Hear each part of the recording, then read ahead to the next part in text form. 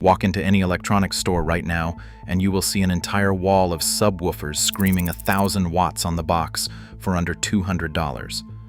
Most of them cannot reproduce a clean bass note at conversation volume. The subwoofer market is drowning in inflated specs, lifestyle branding, and packaging designed to separate you from your money before you ever hear a single note. Only 4 brands consistently deliver real performance. By the end of this, you will know exactly which ones and why nothing else comes close. Here is the thing most people never get told. That giant wattage number on the front of a subwoofer box is almost certainly a lie. Manufacturers print what is called peak power in enormous type. That is the absolute maximum the sub can handle for a fraction of a second, a single burst shorter than a hand clap. The number that actually tells you what the machine can do all day long is called RMS power, and that figure is either buried in the fine print or missing entirely. A box that screams 2,000 watts at you from across the aisle might deliver 300 watts of real sustained output. Same word, watts, completely different reality. And that is only the first trick. The second one is the matching subwoofer trap. Big speaker brands and soundbar companies slap their logo on a generic cabinet with a small driver and a weak amplifier, call it a system match, and charge you a premium for the badge. You are not paying for bass. You are paying for the logo to match the rest of your shelf. And here is the part nobody warns you about. A bad subwoofer does not just underperform, it actively makes everything else in your system sound worse. Boomy, one-note bass smears your mid-range, buries vocals, and turns every movie explosion into the same muddy thud. The absence of a subwoofer is genuinely better than the presence of a terrible one. So what separates the brands that actually deliver from the ones printing fairy tales on cardboard? Every single one of the 4 names on this list shares specific traits. They are subwoofer specialists, not lifestyle brands dabbling in bass. They publish honest specs, and most of them sell direct to you, cutting out the retail markup that forces other companies to cheap out on the only parts that actually matter. Starting with the brand that took that principle further than anyone. HSU Research is the brand almost nobody outside of enthusiast forums has ever heard of, and that is exactly why it belongs on this list. The company was founded by Dr. Po Su, a man who holds a PhD in engineering from MIT, and decided to build subwoofers the way an engineer would instead of the way a marketing department would. He has been selling factory direct out of California since the early 90s. No retail shelf space, no celebrity endorsements, no advertising budget worth mentioning, just hardware that keeps quietly embarrassing products costing twice as much. The signature move is something called variable tuning technology. On models like the VTF-2MK5, you can physically switch the subwoofer between maximum output mode and maximum extension mode depending on whether you want raw home theater slam or deep, reach-down-low musicality. It is like buying 2 subwoofers in one cabinet, and the people who discover this feature tend to never shut up about it. Now pull one out of the box and look at it. These are not pretty machines. There is no app. There is no Bluetooth. There is no glowing logo or brushed aluminum accent panel designed to match your living room furniture. They look like lab equipment because that is essentially what they are. Plain black cabinets, functional controls, and every single dollar routed straight into the driver, the amplifier, and the cabinet bracing that keeps the whole thing from rattling itself apart at full output. And that is the watchdog lesson hiding inside HSU. The direct-to-consumer model is not a gimmick. It is the only reason a subwoofer at this price point can compete with machines sitting in showrooms at double the cost. The middleman markup is the single biggest hidden tax in audio, and HSU simply refused to pay it. The next brand refused to compromise on something else entirely, the technology itself. Rythmik Audio was founded in 2006 by an engineer named Brian Ding working out of Texas. And if HSU is the brand nobody has heard of, Rythmik is the brand that even most HSU owners have never heard of. It is smaller, more niche, and more stubbornly obsessed with a single idea than almost any audio company operating today. That idea is called direct servo. and it changes what a subwoofer can actually do. Here is how it works. A tiny sensing coil is wound directly next to the voice coil on the driver. That coil acts like a microscopic microphone, constantly monitoring exactly how the cone is moving. That signal feeds back into the amplifier in real time, and the amplifier compares what the cone is actually doing against what the input signal told it to do. Any difference gets corrected instantly. The subwoofer is literally fixing its own mistakes hundreds of times per second. This is not the same as the accelerometer-based servo systems other companies have tried. Rythmik's version taps directly into the amplifier's feedback loop, and the result shows up clearly on independent measurement sites where Rythmik subs consistently post the lowest distortion numbers of anything tested. Among audiophile 2-channel listeners, the F12SE is treated almost reverently. Pair it with a good set of bookshelf speakers, and something strange happens. You stop hearing a subwoofer. You simply hear the bottom octave of the recording suddenly existing as if it had always been there. The bass does not announce itself. It disappears into the music. And that is the lesson Rythmik teaches better than anyone. Bass is not about loud. Bass can be as precise, as controlled, and as invisible as any other frequency in your system. The technology to prove it has existed for years. Most manufacturers just chose to spend the money on Bluetooth chips instead. The next brand came at the same problem from an entirely different continent and an entirely different philosophy. REL Acoustics was founded in 1990 by a man named Richard Edmund Lord in Bridgend, Wales.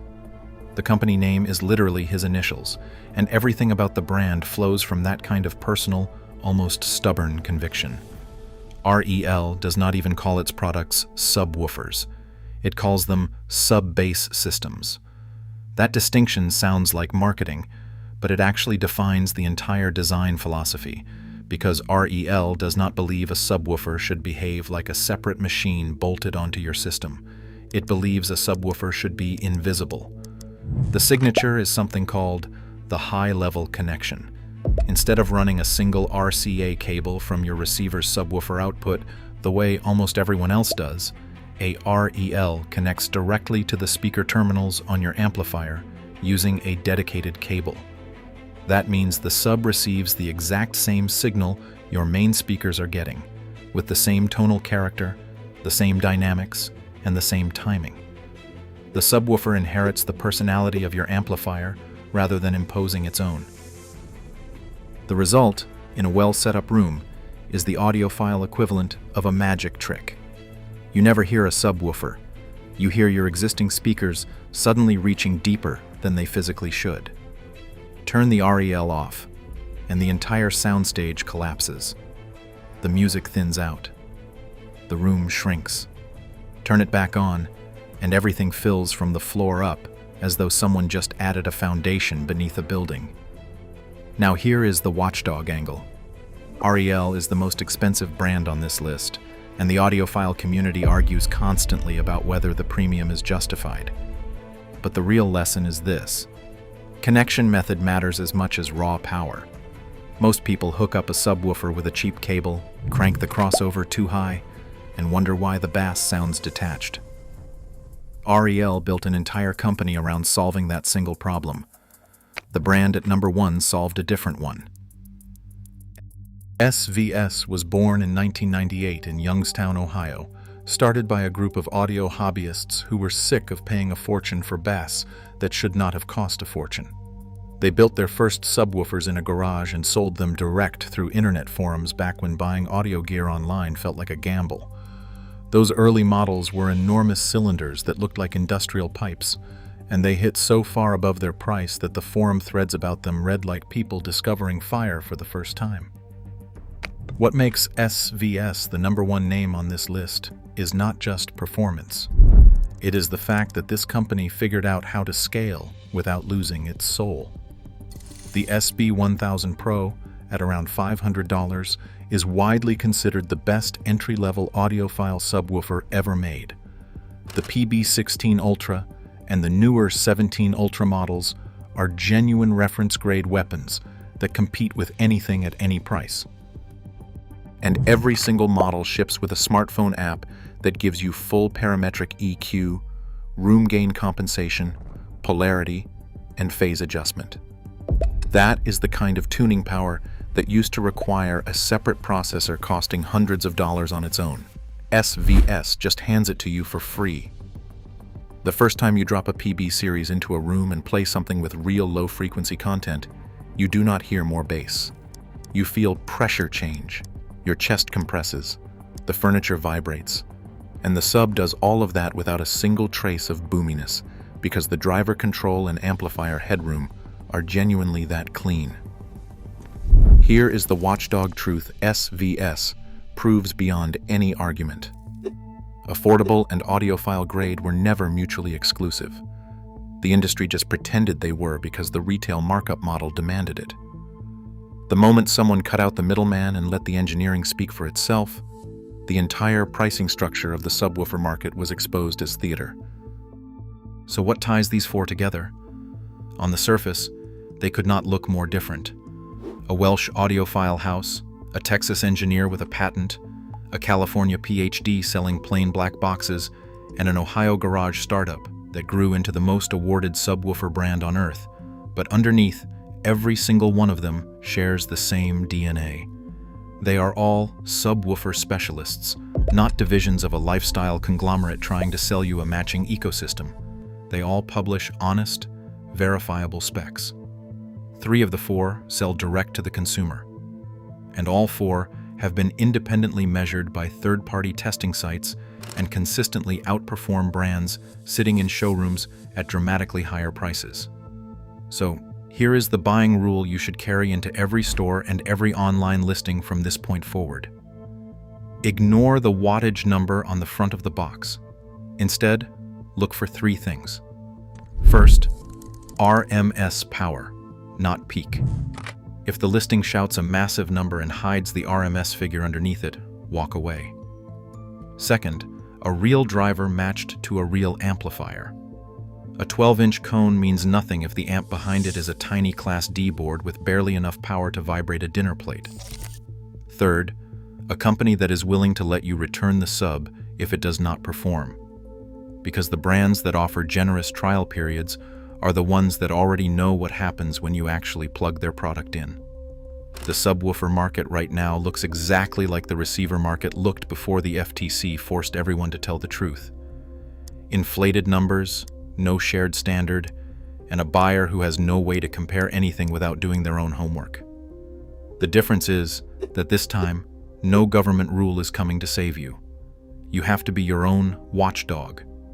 And here is the final piece nobody talks about. A $150 subwoofer that booms, distorts, and falls apart in 2 years is not cheap. It is the most expensive option you can choose because you will end up buying another one. A $500 sub from any of these 4 brands will outlast most of the electronics in your house and sound better every single day it does it. That is not a purchase. That is the last subwoofer decision you ever have to make. These 4 brands survived because they did the one thing most of the industry refuses to do. They let the hardware speak louder than the marketing. That wall of subwoofers in the store screaming watts at you from every box, now you know exactly which ones to walk past. If this kind of breakdown is useful to you, subscribe, because this entire channel exists to cut through the noise and tell you what is actually worth your money. New videos drop every week. Your ears deserve better than a spec sheet.